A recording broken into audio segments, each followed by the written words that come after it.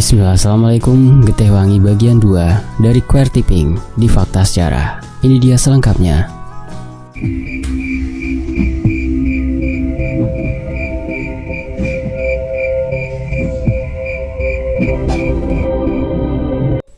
Rudi langsung terdiam, tidak berani lagi mulutnya berbicara. Apalagi ketika kepala Nurwangi mengangguk ke arahnya dengan perlahan, memberikan pertanda agar Rudi tidak meneruskan ucapannya. Padahal dalam hatinya ingin mengatakan segala keanehan yang sudah ia lihat secara jelas barusan di depan rumah dan sosok perempuan itu, termasuk tingkah aneh tamu yang tak diundang. Bukan hanya perubahan suasana rumah yang tiba-tiba menjadi mencekam malam ini, Mbak Pepen dan Mak Ayu juga ikut berubah dengan sikapnya kepada Rudi. Apalagi tiba-tiba hujan kembali mengguyur deras.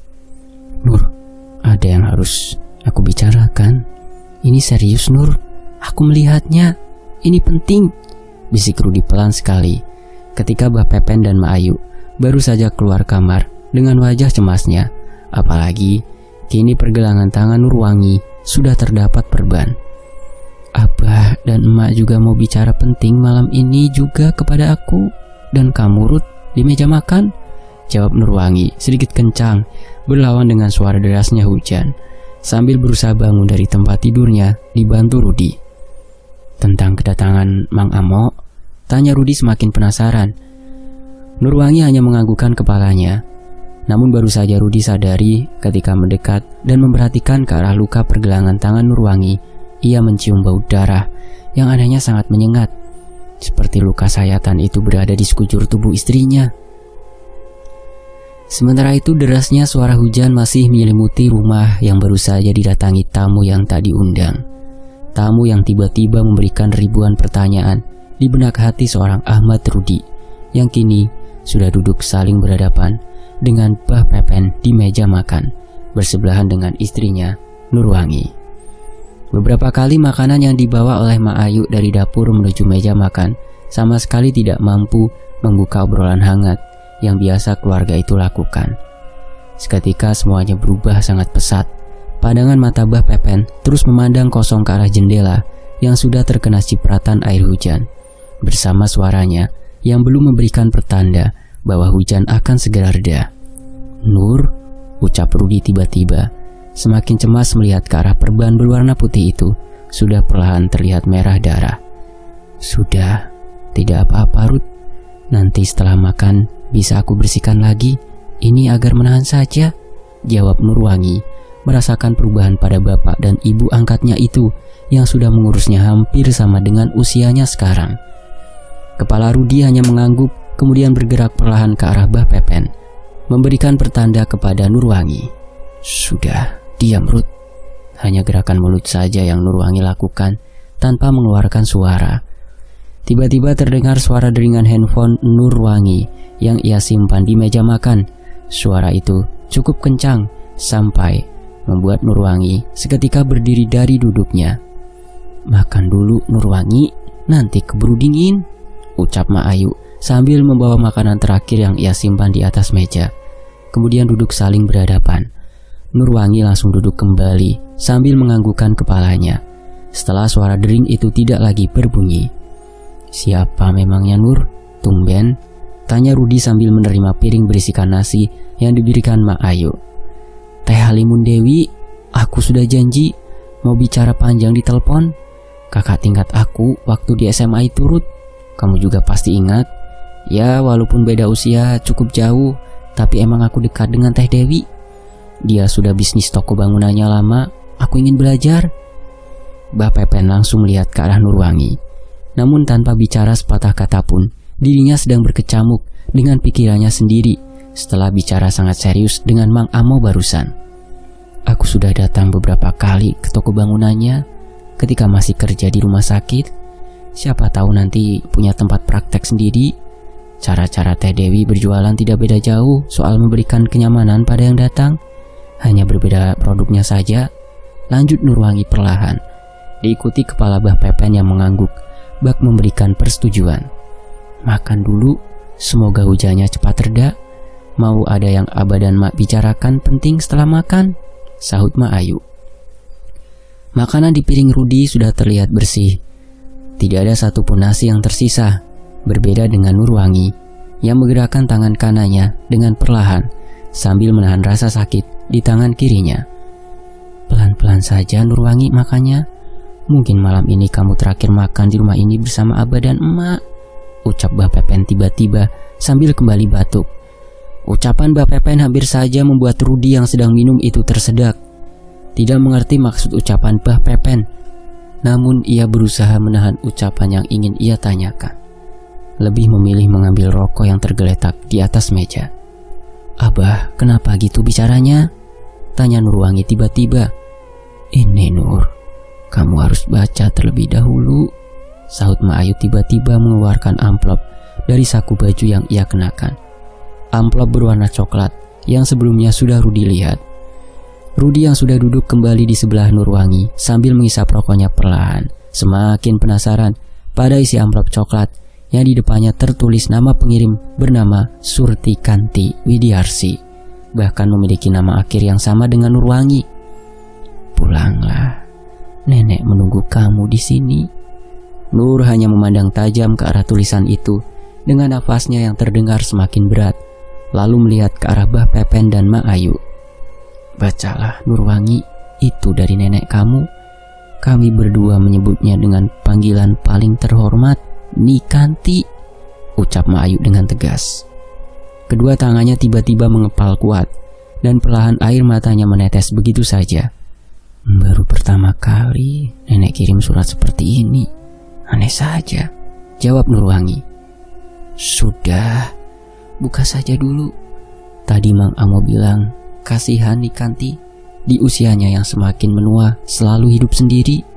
Siapa tahu isi surat itu mewakili perasaannya, dan kamu bisa memahaminya sebagai satu-satunya cucu dari semua anak-anaknya yang... Sahut Mbah Pepen perlahan, namun tiba-tiba menghentikan ucapannya begitu saja.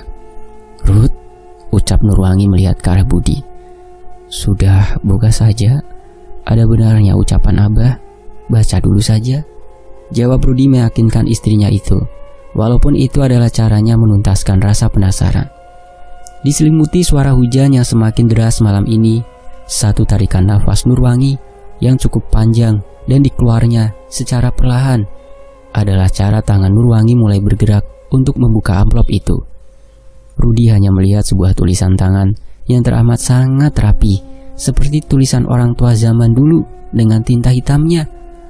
Nurwangi langsung membaca isi surat di atas kertas yang sudah terlipat dari Nikanti secara perlahan bersama Rudi. Malah dengan ujung matanya, Rudi melihat Mbah Pepen yang menganggukkan kepala ke arah Mak Ayu, seperti anggukan yang penuh arti. Mak, dari mana nenek tahu semua keadaan ini? Salah satunya dia bilang mau bikin praktek buat Nurwangi di kampung sana, bahkan menyebutkan nama Rudi dan kebun teh. Tanya Nurwangi tiba-tiba melihat kembali kertas itu. Mang Amo Nur, sudah jelasin semuanya, jawab Mak Ayu sambil bibirnya bergetar. Intinya, setelah puluhan tahun kamu ikut dengan Abah dan Emak, Nikanti ingin kamu pulang menemaninya di sana. Lahan kebun teh yang disewakan itu akan segera berpindah tangan pada Nikanti dan dikelola Rudi selanjutnya. Tidak ada yang salah juga, sahut Mbah Pepen. Kemudian berdiri perlahan menepuk pundak Mak Ayu, berjalan terbatuk-batuk ke kamarnya sambil membawa gelas berisikan air teh hangat. Bicara saja dengan emak kamu Nur, ucap Mbah Pepen, kemudian masuk ke dalam kamarnya. Tapi Mak, Nur tidak ingin hidup dengan Nikanti Mak. Mak dan Abah yang sudah membesarkan Nur, ucap Nurwangi tegas, membuat Rudi hanya mengelus pundak Nur perlahan agar istrinya itu tenang. Bukannya kamu juga selalu tidak percaya dengan cerita kematian Dina Nurmalina dan Wawan Setiawan, kedua orang tua kamu Nur? Ucap Mak Ayu terpaksa harus keluar dari mulutnya. Nama kedua orang tua Nurwangi yang sudah lama mati seketika membuat Nurwangi terdiam. Malah rasa sakit pada luka di pergelangan tangannya yang kini tiba-tiba terasa sangat perih hingga membuat kulit dahinya itu mengkerut.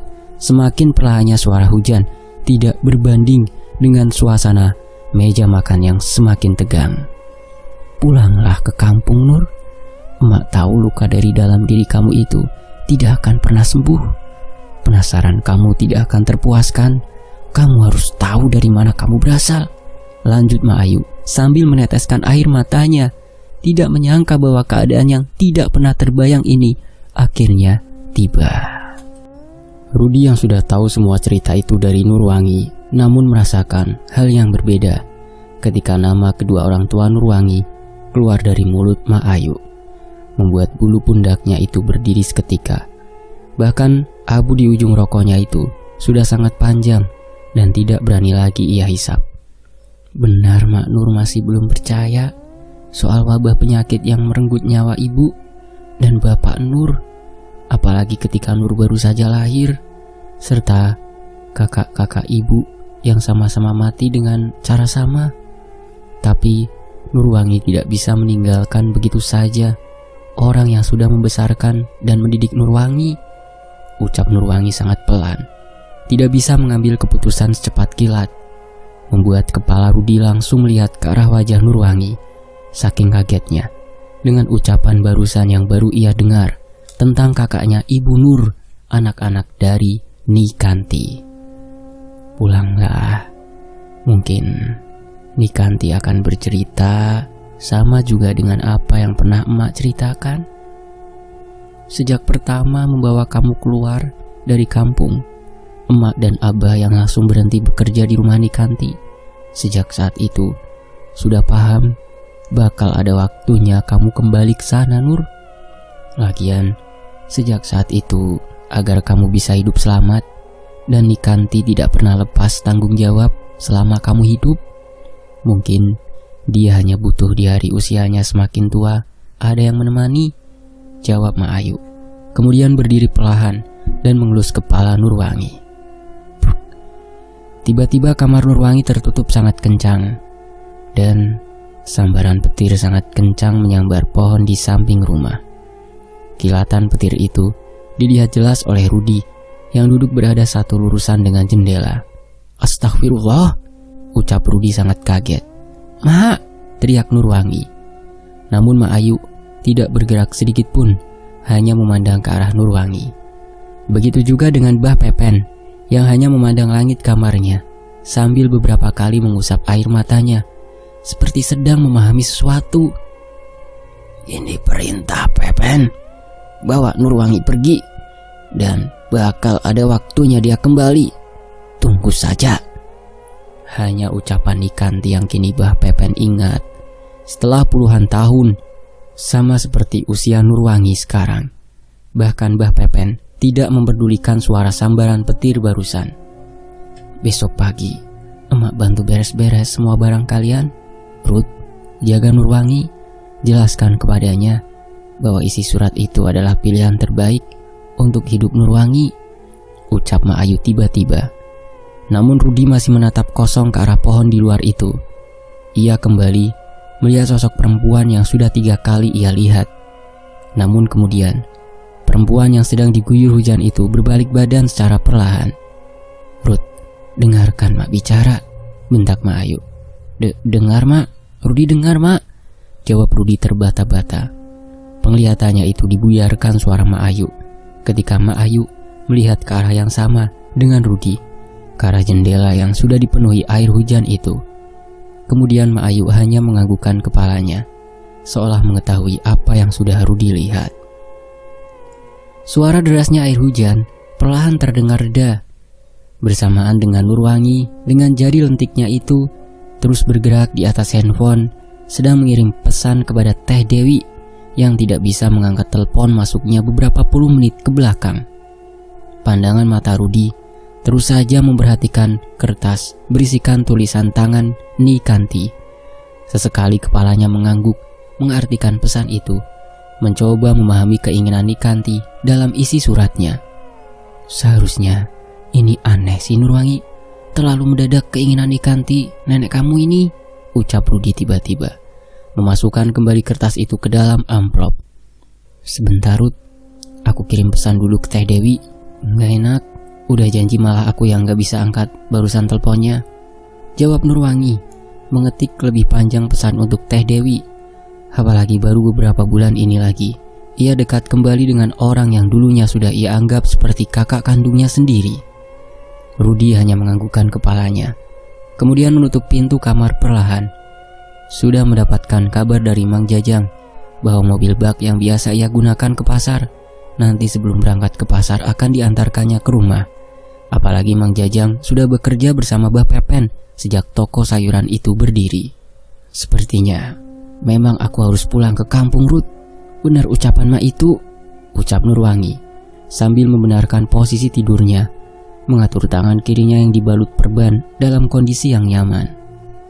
Bahkan kamu saja belum tahu kampung itu dan belum pernah ketemu dengan Nikanti, nenek kamu, Nurwangi, ucap Rudi tiba-tiba dengan tegas, meluapkan kecemasannya. Aku harus tahu di mana dulu ibu dan bapak hidup, Ruth, sebelum mati ketika aku berusia 4 bulan. Lagian itu nenek dari ibu kandung aku sendiri. Apa salah? Jawab Nurwangi. Tapi semuanya aneh, Nurwangi. Bahkan aku melihat sendiri kamu kerasukan di dapur dan Mang Amo bersama sopirnya itu mencurigakan. Sejak bertamu barusan, aku lihat semuanya, Nurwangi. Tolong percaya pada suami kamu ini. Bahkan ada sosok perempuan lain yang aku lihat, kata Rudi, mengutarakan apa yang sudah dilihatnya dan rasa takut yang menyelimuti dirinya malam ini.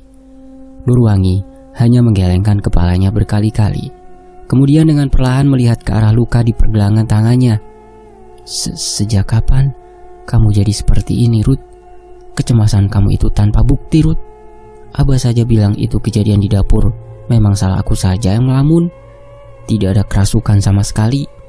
Sudah, semuanya akan baik-baik saja. Abah juga bilang mulai pagi ini dia yang kembali ke pasar, dan pagi nanti kita siapkan kepindahan kita sesuai saran Mak Ayu, jawab Nurwangi, kemudian menarik perlahan selimutnya, kemudian memejamkan matanya.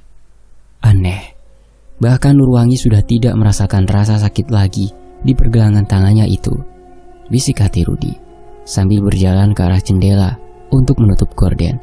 Apalagi mengetahui kondisi Bah Pepen tidak memungkinkan untuk ke pasar dengan kondisinya yang seperti itu.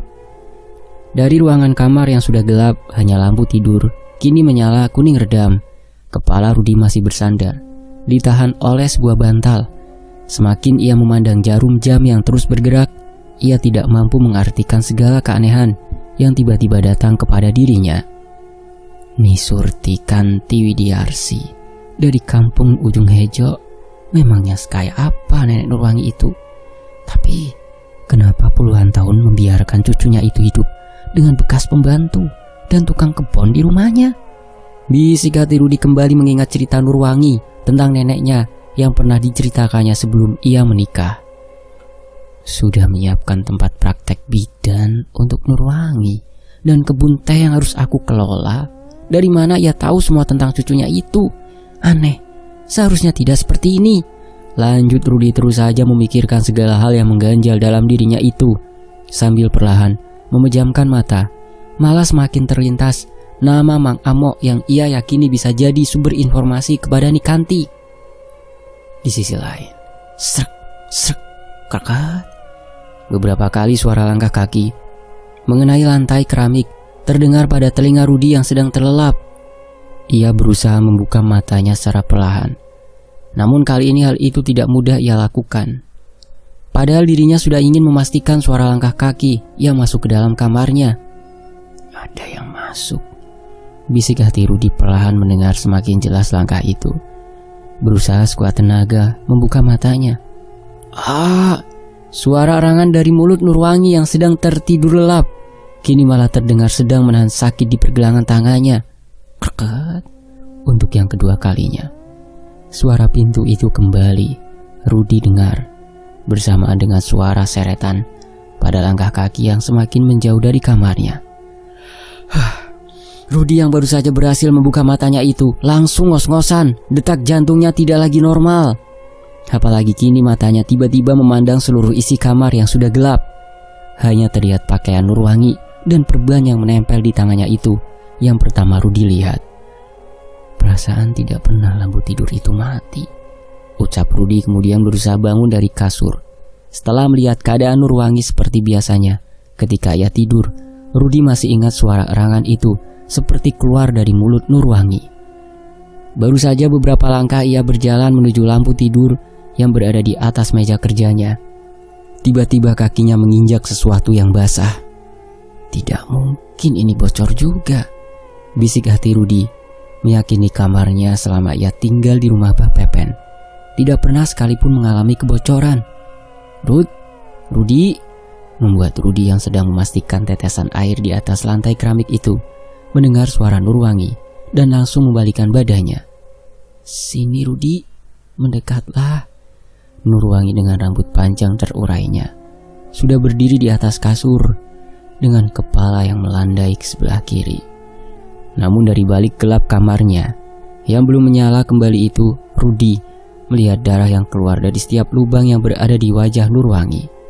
Nur, ngapain kamu? Jangan Nurwangi, bisa mati kamu, ucap Rudi. Tiba-tiba dari tangan kanannya Nurwangi mengeluarkan pisau dan langsung menyayatkan pada perban yang berada di tangan kirinya itu. Nurwangi, jangan Nur! Teriak Rudi sangat kencang berlari ke arah ranjang kasur. Namun kalah cepat dengan pisau itu yang sudah berhasil memancarkan darah segar di pergelangan tangan Nurwangi hingga darah itu mengenai sprei. Lepaskan pisaunya Nur! Teriak Rudi sekuat tenaganya. Namun pijakan kaki Rudi tiba-tiba menginjak bekas tetesan air itu yang kini berubah menjadi licin hingga membuat dirinya jatuh dan kepalanya mengenai ujung ranjang yang terbuat dari kayu jati hingga mengeluarkan suara yang sangat kencang. Rudi, sadar Rud, kenapa kamu ini? Hanya suara Nurwangi yang kini Rudi dengar sambil perlahan matanya terbuka dengan rasa pusing yang masih kepalanya itu rasakan. Ayo bangun pelan-pelan, kata Nurwangi berusaha membangunkan suaminya yang terkapar di dekat ranjang dengan memar di bagian kepalanya. Rudi yang baru saja membuka matanya itu tiba-tiba kaget dengan lampu tidur yang masih menyala. Namun telapak kakinya masih basah dan bekas tetesan air itu masih berada di atas lantai keramik. Barusan mati lampu tidurnya Nur. Aku dengar suara orang masuk juga membuka pintu, ucap Rudi perlahan masih teringat kejadian cepat barusan melihat istrinya itu berdiri di atas ranjang. Namun ia tidak menemukan bekas ceceran darah dari apa yang sudah Nurwangi lakukan. Membuka pintu bagaimana? Orang semalam sesudah kamu tidur aku yang kunci. Terus memang lampu tidur gak ada yang mematikan Ruth, jawab Nurwangi. Merasakan suaminya ini sejak kedatangan Mang Amo dan keputusannya untuk mengikuti saran Mak Ayu agar pulang kampung semakin aneh dengan tingkahnya. Lalu itu air dari mana Nur? Ucap Rudi terbata-bata melihat ke arah lantai keramik. Mungkin bocor, bekas hujan deras malam, jawab Nurwangi. Padahal ia juga melihat dari atapnya itu tidak ada bekas bocor sama sekali. Rudi hanya menggelengkan kepalanya saja. Apalagi tiba-tiba ia ingat kembali pada apa yang sudah Mang Amo lakukan sebelum ia meninggalkan rumah. Nur, bangun, itu Mang Jajang sudah nunggu di depan, sebentar lagi subuh, teriakan suara Mak Ayu semakin membuat Rudi kaget. Baru pertama kali ia bangun sebelum azan subuh berkumandang. Padahal biasanya pukul 3 ia sudah harus ke pasar. Sudah Mak, ini sudah bangun, jawab Nurwangi langsung tergesa-gesa keluar dari kamarnya, meninggalkan Rudi yang masih melamun mengabaikan begitu saja tetesan air yang masih berada di atas lantai keramik, meratapi segala keanehan yang sudah kembali ia alami. Tidak, barusan bukan mimpi, semuanya nyata aku lihat. Jangan sampai air itu sama dengan air yang Mang Amo siramkan di depan halaman rumah, ucap Rudi tiba-tiba teringat kembali kejadian malam itu pada tamu yang tidak diundang. Sementara itu, sejak embun pagi perlahan menetes dari daun-daun hijau yang berada di depan rumah Mbah Pepen, kali ini kebiasaan Nurwangi yang bahkan sama sekali tidak melaksanakan sholat ketika subuh, dan begitu juga dengan Mak Ayu yang malah sibuk memasak di dapur untuk Mbah Pepen nanti di pasar, membuat kecurigaan Rudi semakin menjadi karena di luar kebiasaannya. Bahkan ketika Rudi menegur istrinya itu, anehnya Nurwangi malah tersenyum aneh. Memangnya Abah sudah benar-benar sehat ya Mang? Aku ketiduran baru bangun subuh, ucap Rudi sambil mendekat ke arah Mang Jajang yang sudah duduk di kursi depan rumah. Makanya Amang juga heran pas Abah Pepen bilang Rudi masih tidur. Jawab Mang Ujang sambil menggeser posisi duduknya. Melihat heran pada kepala Rudi yang terdapat memar. Rudi merasakan suasana pagi pertama di rumah ini yang tidak biasanya. Apalagi biasanya di pagi ini dia sudah pulang dari toko sayuran untuk membawa bekal makan yang sudah disiapkan Nurwangi. Kemudian kembali ke pasar. Malah Amang yang harusnya tanya Ruth, sejak kapan Abah sembuh? Ketika Amang pinjam mobil sore kemarin, keadaan Mbah Pepen masih sakit. Batuknya masih kenceng, tubuhnya masih lemas. Jam 3 Amang kesini sudah bersiap duduk di sini nih. Aneh, lanjut Mang Ujang dengan mengenakan kopiah hitam menutupi rambutnya yang sudah beruban itu. Rudi yang baru saja akan membakar rokok yang sudah ia pegang, tiba-tiba melihat ke arah Mang Ujang. Serius Mang? Tanya Rudi. Serius Rudi, kondisinya sudah normal kembali. Malah bilang suruh bantu beres-beres barang kamu sama Nurwangi. Itu Abang sudah bawa lagi mobil bak. Katanya nanti suruh dibawa saja sama kamu ke rumah neneknya Nurwangi itu. Dan benar memang akan pergi sore ini juga ke kampung Ujung Hejo itu. Jawab Mang Ujang, menjelaskan apa yang sudah ia ketahui dan keluar dari mulut Mbah Pepen. Namun malah Mang Ujang sambil membenarkan kopiah hitamnya itu melihat cemas ke arah Rudi. Apalagi ia sudah ikut bekerja dengan Mbah Pepen di pasar sejak pertama berdiri belasan tahun yang lalu. Makin aneh Mbah Pepen ini. Sejak sore kemarin Mang Amok datang disuruh Nikanti mengantarkan sebuah surat. Keadaan rumah semakin aneh Mang. Sayangnya Nurwangi tidak percaya dengan apa yang sudah Rudi lihat dan alami. Ucap Rudi tiba-tiba. Mang Amok? Bentak Mang Ujang tiba-tiba. Amang pasti tahu yang selalu datang 2 tahun sekali itu, jawab Rudi sambil membakar rokoknya. Mang Ujang hanya menganggukkan kepalanya perlahan. Bahkan kopi yang akan dia minum diurungkannya setelah mendengar nama Mang Amok. Cepat pergi, cepat pergi Nurwangi, temui Nikanti. Baru saja Mang Ujang akan menjawab pertanyaan Rudi, suara teriakan Ma Ayu sudah terdengar kencang dari arah dalam rumah, membuat seketika Rudi berlari ke dalam rumah diikuti Mang Ujang. Dari arah dapur Rudi sudah kembali melihat darah yang berceceran di dapur. Nurwangi yang sedang berdiri memegang pisau di tangan kanannya yang sudah berlumuran darah. Sementara Ma Ayu sudah memegang pergelangan tangan kirinya yang mengeluarkan banyak darah. Getih wangi Ruth, ucap Mang Ujang perlahan, namun terdengar jelas oleh kedua telinga Rudi. Tiba-tiba terdengar suara langkah dari arah Rudi dan Mang Ujang berdiri. Selamatkan Ma Ayu, bisa dibunuh Nurwangi itu, teriak Mbah Pepen berlari melewati Rudi dan Mang Ujang. Mang, getih wangi itu apa Mang? Tanya Rudi semakin penasaran untuk kedua kali melihat istrinya kembali dirasuki sosok yang sama seperti malam kemarin sejak tamu tak diundang itu tiba. Sebelum Mbah Pepen memeluk tubuh Nurwangi, ia kalah cepat dengan gerakan pisau di tangan Nurwangi yang untuk kedua kalinya menyayatkan luka semakin panjang di tangan Ma Ayu. Ampun, bawa Nurwangi kembali Ruth, atau nyawa semua orang di rumah ini mati, bisik Mang Ujang perlahan. Bersamaan dengan Nurwangi tersenyum menakutkan ke arah Mbah Pepen dan Rudi. Sementara itu di sisi lain, penantian puluhan tahun Nikanti akan segera terlaksana. Penebusan janji sudah di depan mata.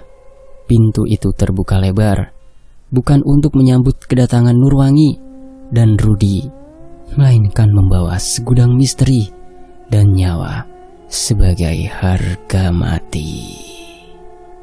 Cahaya surya masuk di antara celah lubang-lubang rumah, memberikan bayangan kepada setiap benda yang berada di dalamnya. Bukan kehangatan yang dibawa oleh pagi kali ini untuk keluarga Abah Pepen, malah sebaliknya. Keadaan rumah diterpa kekacauan sebelum matahari perlahan meninggi. Tubuh Nurwangi yang sudah tidak sadarkan diri dengan bekas darah yang berceceran di baju yang ia kenakan. Namun kali ini tidak lagi berada di kamarnya, terbaring di atas kasur kamar Ma Ayu. Pelan Bah, rasanya sama seperti puluhan tahun di rumah Nikanti.